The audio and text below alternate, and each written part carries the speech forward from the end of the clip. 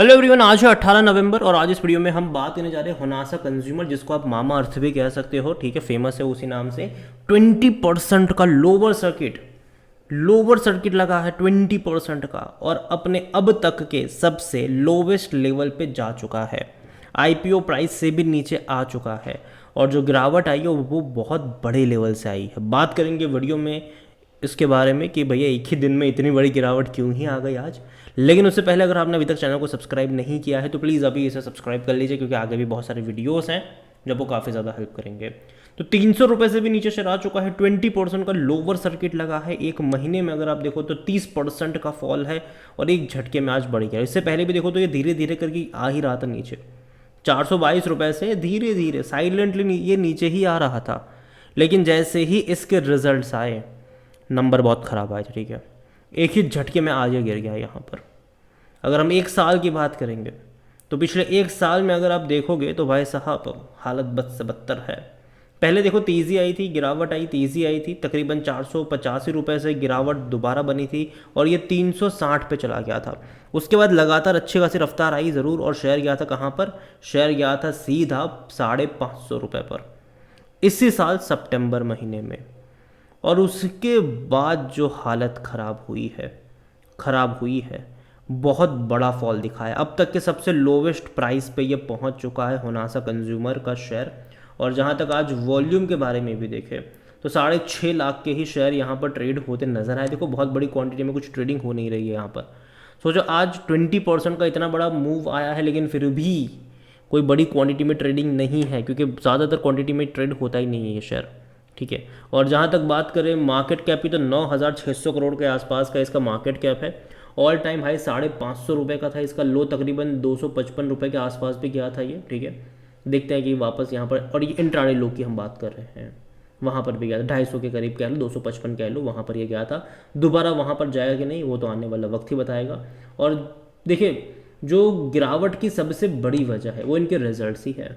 यहाँ पर जो पी रेशो वो 150-155 का पी है, काफ़ी महंगे वैल्यूशन के ऊपर अभी है ये, काफ़ी महंगे वैल्यूशन के ऊपर।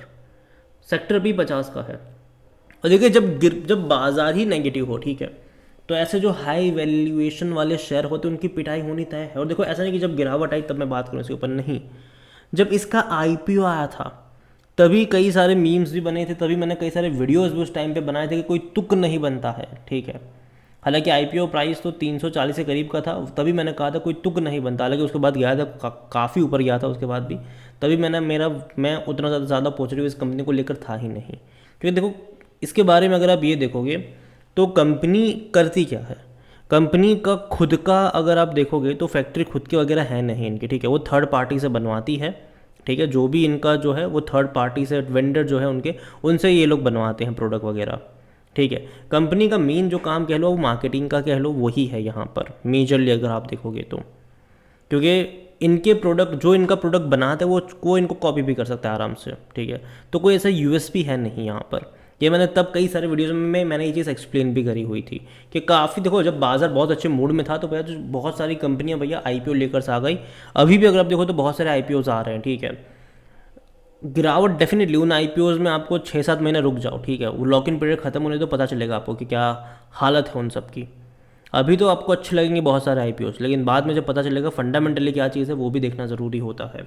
यहाँ पर अगर फाइनेंशियल देखोगे, जो नंबर्स आए हैं सितंबर के वो बहुत ख़राब थे। गिरावट की वजह भी तो वही है।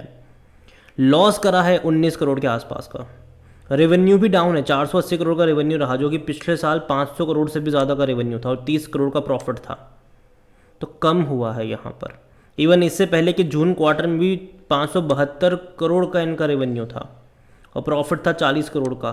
तो जो लास्ट सितंबर के नंबर जो हैं वो काफ़ी काफ़ी काफ़ी ज़्यादा ख़राब मैं कहूँगा ये, कि बड़े लंबे अरसे बाद इसने लॉस देखा। इससे पहले भी लॉस इसने करा था मार्च 2023 वाले क्वार्टर में, बाद के क्वार्टर में प्रॉफिट भी आ गया था। लेकिन अगेन शॉर्ट टर्म के लिए इस रिजल्ट्स का असर तो देखने को मिलेगा।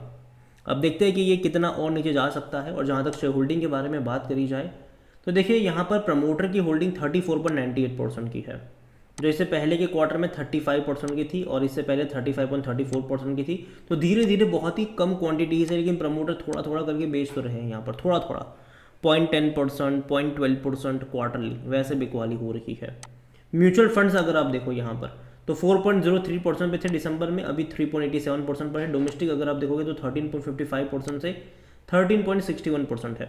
देखो ये सितंबर क्वार्टर का था, अभी देखना इंटरेस्टिंग होगा कि जो फॉल अभी आया है और मेजरली जो चेंजेस हमें देखने को मिलेंगे वो दिसंबर क्वार्टर में देखने को मिलने वाले हैं, क्योंकि जो गिरावट हमने देखी है बाज़ारों में वो अक्टूबर में बहुत ज़्यादा देखी गई है और नवंबर में भी हम गिरावट देख रहे हैं।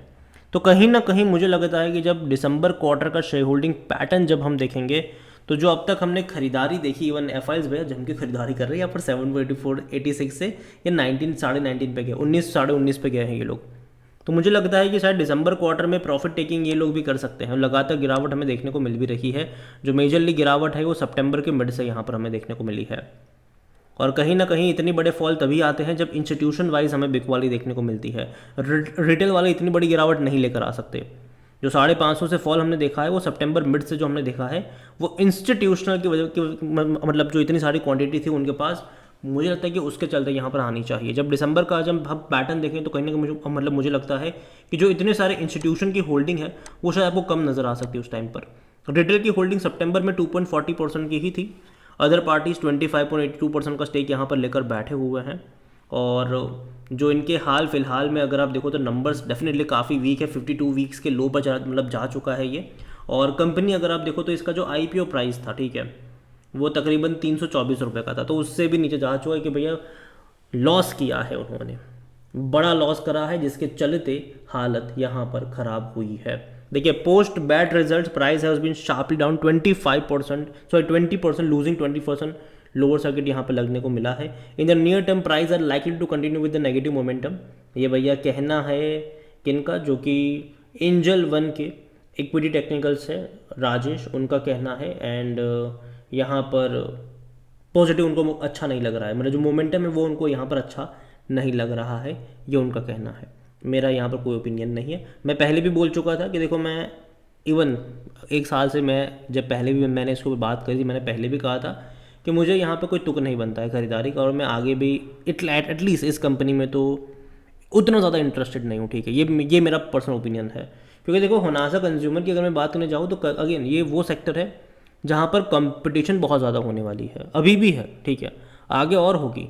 जो ब्यूटी प्रोडक्ट्स कह लो, बहुत सारे जो प्रोडक्ट्स कह लो, कंपटीशन बहुत ज़्यादा होने वाली है यहाँ पर, अभी भी है, आगे भी होगी। रिलायंस ऑलरेडी बड़े पैमाने पर मतलब यहाँ पर आ गया। इसके अलावा देखो तो बहुत सारे जो स्टार्टअप्स होते हैं ना, वो इस सेक्टर में आ रहे हैं, बहुत सारा पैसा वो खुद भी एडवर्टीजमेंट के ऊपर फंडिंग रेज करके बर्न करते हैं स्टार्टअप्स वगैरह।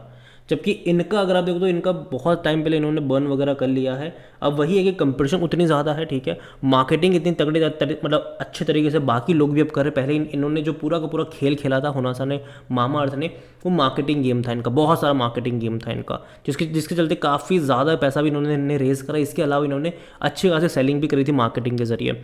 अब बाकी लोग भी धीरे धीरे मार्केटिंग सीख रहे हैं, सीख चुके हैं, तो वो भी अब बड़े पैमाने पर आ रहे हैं। तो कहीं ना कहीं लोगों के पास अब बहुत सारी चॉइस है, ठीक है। अब आप सिर्फ एक चीज़ पर नहीं खेल सकते हैं, तो कहीं ना कहीं जो कंपटीशन उभर कर आई है उससे इनको दिक्कतें होने वाली है फ्यूचर में, और कंपटीशन तो रहेगी, ठीक है। तो मैं इतना ही कहूँगा, देखो दूर बैठो तमाशा देखो, इस कंपनी को लेकर मेरा कोई ओपिनियन नहीं है। मैं इतना ही कहूँगा कि मौके नहीं बन रहे, ठीक है। देखो अगेन ये मेरा पर्सनल ओपिनियन है, बाकी मर्जी आपकी। वीडियो को यहीं पे एंड करता हूँ। पसंद आया हो तो लाइक करें, शेयर करें, चैनल अगर पहली बार है तो प्लीज़ सब्सक्राइब करें। और होनासा कंज्यूमर यानी कि मामा अर्थ के बारे में आप क्या सोचते हैं वो भी आप मुझे कमेंट में लिख के बता सकते हैं। Thank you.